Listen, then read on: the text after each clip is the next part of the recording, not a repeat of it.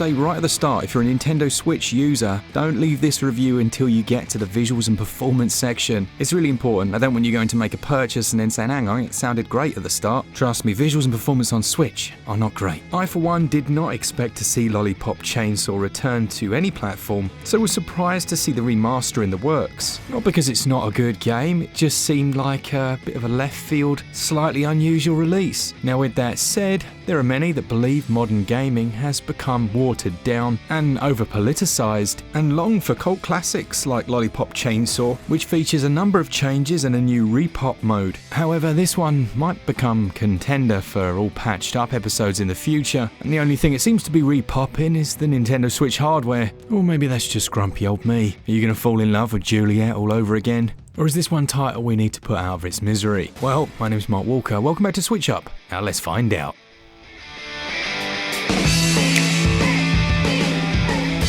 Juliet is a slightly irritating, lollipop munching cheerleader who has a bit of a secret. She's a zombie hunter. Now she's due to meet her boyfriend, and unfortunately he finds himself a little snack for the zombies, but it's okay because she has the required tools to save him. She cuts his head off. Yeah, she cuts his head off, does a little jiggery pokery, a bit of a spell, and hangs his decapitated cranium off of her belt. You were expecting that though, right? Yeah.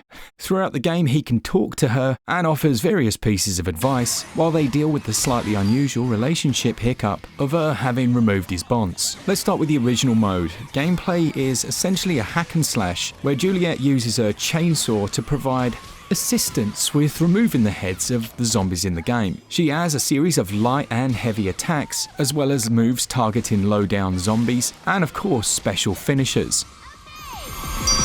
The moves available to her aren't static, and new ones can be purchased from the shop. Like any good hack and slash, the combinations can be mixed up and varied, with an emphasis on gaining a high combo score and filling up a meter in the corner, which then unlocks a special powered rainbow saturated mode, leaving her able to pop the hardiest of zombie heads in a couple of hits. While I'm not particularly au fait with the original, having only played a small amount of it, it feels to me like a number of changes have been made to the controls. Combinations and general fluidity of movement feels easier. You can lock onto enemies with a bumper, switch between them with the right stick, and cartwheel and dodge out of the way using the A button. In that regard, it feels relatively modern. Now, one of the areas they've also improved still feels quite clunky, that being the camera. It has a weightiness to it, like it's stuck in treacle, and even when put up to the highest setting, unfortunately it just doesn't feel very responsive. There are also areas where the camera's locked into place and follows the main protagonist, and again it leaves it feeling quite dated in that regard. Now although there is some environmental platforming, you can't jump manually. A button prompt will come up on the screen and you need to imitate it. This is the same for progressing into some areas where you'll need to use the chainsaw, and there again you may find some QuickTime events. There was a collective shudder there, I could tell. Now I don't particularly mind QuickTime, honestly, if it's used sparingly and at the right times, but while I don't mind it, I also don't really feel like it ever adds much to the experience. But it's kept a little more interesting here with a little variety. Things like bouncing off the head of a few zombies to pop them, or when you attach the head of your dearly beloved to different zombie bodies and then have them carry out actions, well, you'll be pressing buttons in time there. Is it better than being able to manually control and do it yourself? Not really, but at least it's not always the same thing. There's also Nick Roulette. Now Nick's the boyfriend, and by collecting Nick tickets, which can be bought from the shop, you can activate Nick Roulette. These are various special moves that use his head, such as whipping it around on a lead like a yo-yo, and is probably the single mechanic that really shows the heart of Lollipop Chainsaw, which is one of humour and light-heartedness, drizzled with a healthy amount of the absolutely ludicrous.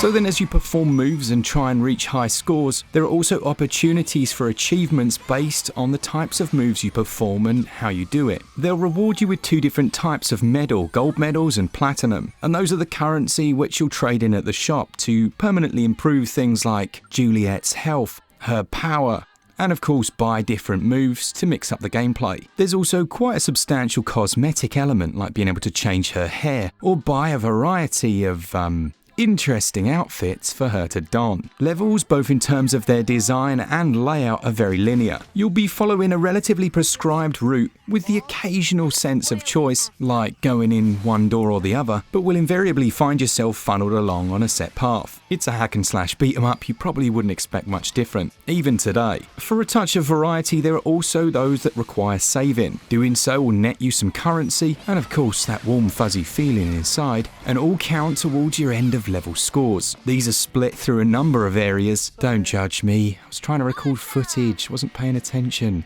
But these do add a bit of replayability as well as competitiveness, as there are those that really do enjoy trying to get those max scores. Lollipop Chainsaw features boss fights, of course. And then there are the changes. So without going into too much detail, the number of shots in Juliet's Chainsaw Blast has been changed. Those QuickTime events that we mentioned, you can actually have those set to automatic. Ranking mode is essentially now a time attack. And the aforementioned chain attack system is new, and I believe they added in voice work from actor Yukari Tamura as one of 4 different options available. Now, aside from the original mode of the game, you've also got this new mode that tones things down visually, so you won't see as much violence on screen. There are cartoon elements to replace that, but this mode is entirely optional, though I don't really see the point of it, as let's be honest, your kids are not going to be playing this one. Still, it gives it a different artistic aesthetic for those who want to experience that. Gameplay is very much of its time. It still has classic beat 'em up elements, but unfortunately, as we're going to go into in the next section, many of those are let down by the performance on the Switch version. With that said, when it's running okay, and surely once it's been all patched up, it is a fun time, but still shows the weaknesses of many a bygone era game. The core gameplay does still hold up, mostly. It scores 15 out of 20. The controls, particularly let down by the camera, they score 12 out of 20. Lollipop Chainsaw RePop was supposed to be an improved version, and certainly on other platforms that's the case. On NintendoSwitch, we're looking at an uncapped frame rate that runs from 10 frames per second up to about 49, hovering in the 20s. Not only that though, but the frame pacing is terrible. You know when you play a game and it's all over the shop and you genuinely start to feel a little nauseous? This, unfortunately, is the case here. It's a stuttery, janky mess at the moment in terms of performance, and I don't say that lightly. I can usually cope with some frame drops and, a little untidiness, but this is a bit silly. In more enclosed areas like the school, it can run reasonably well, and I did notice a strange thing. Handheld mode doesn't suffer from quite as many issues. There's absolutely no reason this game shouldn't be running at least at a locked out 30, and the problems do not end with performance. We seem to have a mixture of dynamic resolution scaling. The level of detail draw distance is low so as to create a very muddy texture when the camera pans away, and shadows will drop in quality rather quickly in the same instance, but every special effect that happens on screen causes a massive drop in frame rate. In a game where special effects are supposed to be your friend, such as when you grab a pole and spin round it to do extra damage to a group of enemies, you don't really want to be reaching for the sick bag at that time. This version is 1.1, I believe, and you can guarantee I'll be revisiting the game when it gets all patched up. But I've saved the best till last, and when I say best, I mean the absolute worst. Those being the crashes and soft locks. As you can see on screen, I've experienced things like this a number of times, where I complete a section and absolutely nothing happens. I can hear my character moving around, but try as I might, absolutely nothing happens, and I have to restart the game and load a checkpoint. From an audio standpoint, things are actually really good. With the new voice actors available, there's a musical option where you can collect up different sound samples as well as OST tracks, but it's a lackluster constellation when performance is like this.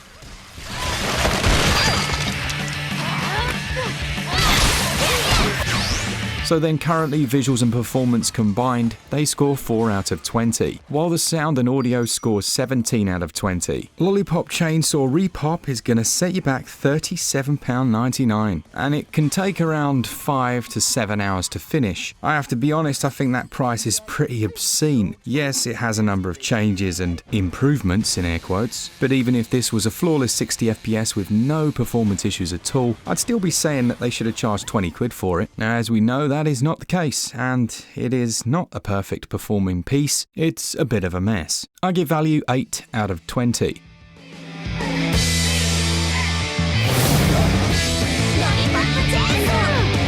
Well, I'd say keep your eye on the all patched up series we run here on the channel. If everything was perfect and you found it on a deep sale, it'd be a fun game to play for sure, but right now Lollipop Chainsaw RePop needs a repatch. It gets a SwitchUp score of 56%. Let me know in the comments. I know a lot of you wanted this review. Hopefully it was of some use to you. And apologies, it's not supposed to be a negative or come across in a negative light. It's just, well, the game's running like absolute pants. Thank you to our Patreons, our members, all of you that enjoy the content. And as always, for all things Switch, all the time, keep it Switch up. Cheers, guys. See ya!